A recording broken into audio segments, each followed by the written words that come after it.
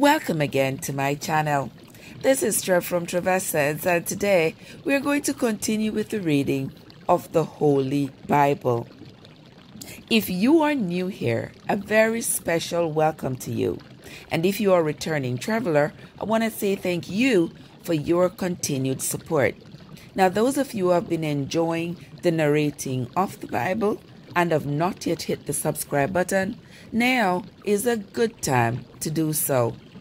Today we are going to begin the book of Exodus.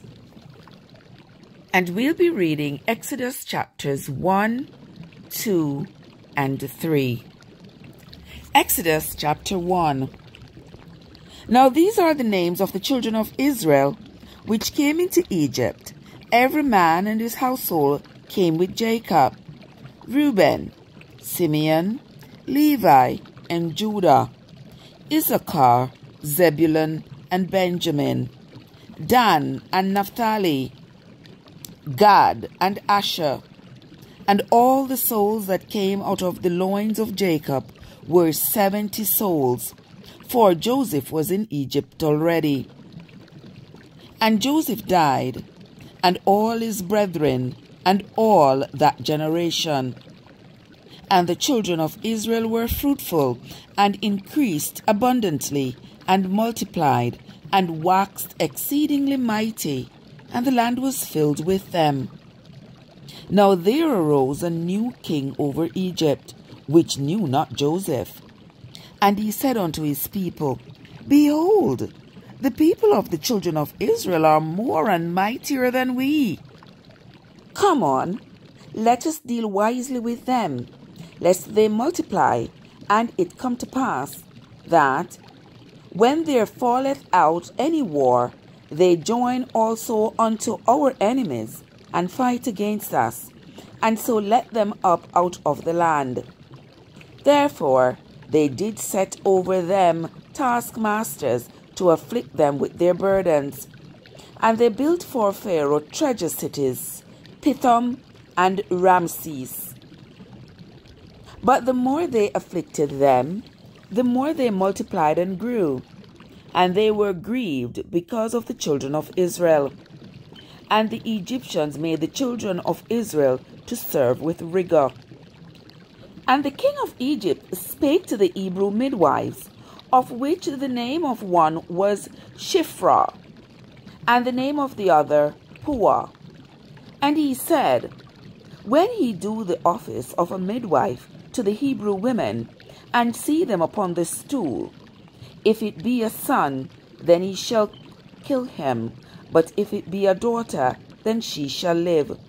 But the midwives feared God, and did not as the king of Egypt commanded them, but saved the men children alive.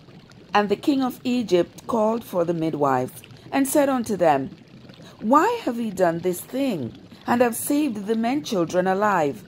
And the midwives said unto Pharaoh, Because the Hebrew women are not as the Egyptian women, for they are lively, and are delivered ere the midwives come in unto them. Therefore God dealt well with the midwives, and the people multiplied, and waxed very mighty. And it came to pass, because the midwives feared God, that he made them houses.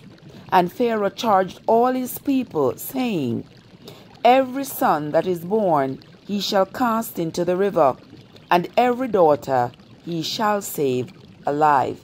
Here ends the reading of Exodus chapter 1. Exodus chapter 2.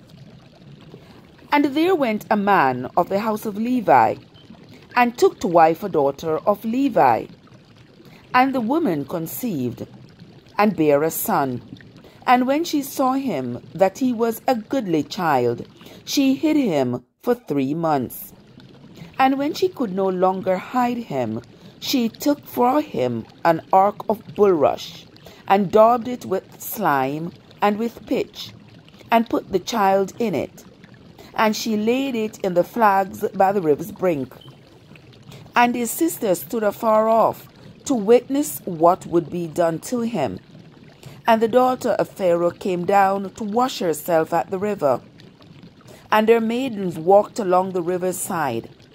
And when she saw the ark among the flags, she sent her maid to fetch it. And when she had opened it, she saw the child. She had compassion on him, and said, "This is one of the Hebrews' children." Then said his sister to Pharaoh's daughter, "Shall I go and call to thee a nurse of the Hebrew women, that she may nurse the child for thee?" And Pharaoh's daughter said to her, "Go." And the maid went and called the child's mother. And Pharaoh's daughter said unto her, "Take this child away, and nurse it for me, and I will give thee thy wages." And the woman took the child, and nursed it. And the child grew, and she brought him unto Pharaoh's daughter, and he became her son. And she called his name Moses. And she said, "Because I drew him out of the water." And it came to pass in those days, when Moses was grown, that he went out unto his brethren, and looked on their burdens. And he spied an Egyptian smiting an Hebrew, one of his brethren. And he looked this way and that way. And when he saw that there was no man, he slew the Egyptian, and hid him in the sand. And when he went out the second day, behold, 2 men of the Hebrews strove together. And he said to him that did the wrong, "Wherefore smitest thou thy fellow?" And he said, "Who made thee a prince and a judge over us? Intendest thou to kill me, as you killed the Egyptian?" And Moses feared, and said, "Surely this thing is known." Now when Pharaoh heard this thing, he sought to slay Moses. But Moses fled from the face of Pharaoh, and dwelt in the land of Midian. And he sat down by a well. Now the priest of Midian had 7 daughters, and they came and drew water, and filled the troughs to water their father's flock. And the shepherds came and drove them away. But Moses stood up and helped them, and watered their flock. And when they came to Reuel their father, he said, "How is it that ye are come so soon today?" And they said, "An Egyptian delivered us out of the hand of the shepherds, and also drew water enough for us, and watered the flock." And he said unto his daughters, "And where is he? Why is it that ye have left the man? Call him, that he may eat bread." And Moses was content to dwell with the man, and he gave Moses Zipporah his daughter. And she bare him a son, and he called his name Gershom. For he said, "I have been a stranger in a strange land." And it came to pass in process of time that the king of Egypt died, and the children of Israel sighed by reason of the bondage. And they cried, and their cry came up unto God by reason of the bondage. And God heard their groaning, and God remembered his covenant with Abraham, with Isaac, and with Jacob. And God looked upon the children of Israel, and God had respect unto them. Here ends the reading of Exodus chapter 2. Exodus chapter 3. Now Moses kept the flock of Jethro his father-in-law, the priest of Midian. And he led the flock to the backside of the desert, and came to the mountain of God, even to Horeb. And the angel of the Lord appeared unto him in a flame of fire out of the midst of a bush. And he looked, and behold, the bush burnt with fire, and the bush was not consumed. And Moses said, "I will now turn aside and see this great sight, why the bush is not burnt." And when the Lord saw that he had turned aside to see, God called unto him out of the midst of the bush, and said, "Moses, Moses." And he said, "Here am I." And he said, "Draw not nigh hither. Put off thy shoes from off thy feet, for the place whereon thou standest is holy ground. Moreover, he said, I am the God of thy father, the God of Abraham, the God of Isaac, and the God of Jacob. And Moses hid his face, for he was afraid to look upon God. And the Lord said, I have surely seen the affliction of my people which are in Egypt, and have heard their cry by reason of their taskmasters, for I know their sorrows. And I am come down to deliver them out of the hand of the Egyptians, and to bring them up out of that land unto a good land, and a large land, unto a land flowing with milk and honey, unto the place of the Canaanites, and the Hittites, and the Amorites, and the Perizzites, and the Hivites, and the Jebusites. Now therefore, behold, the cry of the children of Israel is come unto me. And I have also seen the oppression wherewith the Egyptians oppress them. Come now therefore, and I will send thee unto Pharaoh, that thou mayest bring forth my people, the children of Israel, out of Egypt.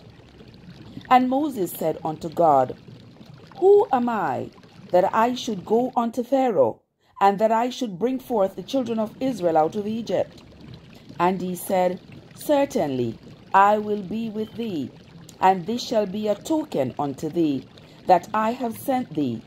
When thou hast brought forth the people out of Egypt, he shall serve God upon this mountain. And Moses said unto God, Behold, when I come unto the children of Israel, and shall say unto them, The God of your fathers hath sent me unto you. And they shall say to me, What is his name? What shall I say unto them?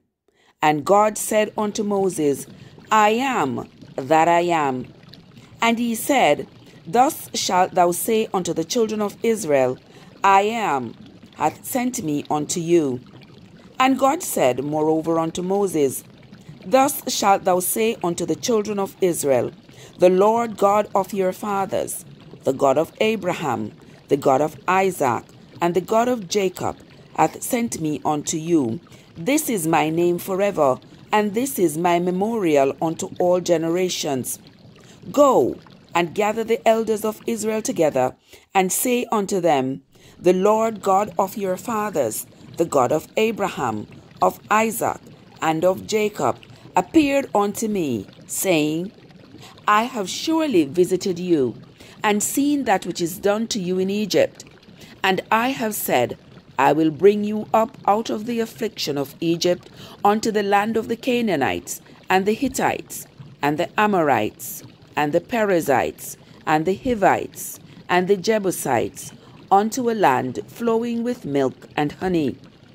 And they shall hearken to thy voice, and thou shalt come, thou and the elders of Israel, unto the king of Egypt, and he shall say unto him, The Lord God of the Hebrews hath met with us, and now let us go, we beseech thee, 3 days' journey into the wilderness, that we may sacrifice to the Lord our God. And I am sure that the king of Egypt will not let you go, no, not by a mighty hand. And I will stretch out my hand, and smite Egypt with all my wonders, which I will do in the midst thereof. And after that he will let you go. And I will give this people favor in the sight of the Egyptians. And it shall come to pass, that, when he go, he shall not be empty, but every woman shall borrow by her neighbor, and of her that sojourneth in her house jewels of silver, and jewels of gold, and raiment. And he shall put them upon your sons, and upon your daughters, and he shall spoil the Egyptians. Here ends the reading of Exodus chapter 3.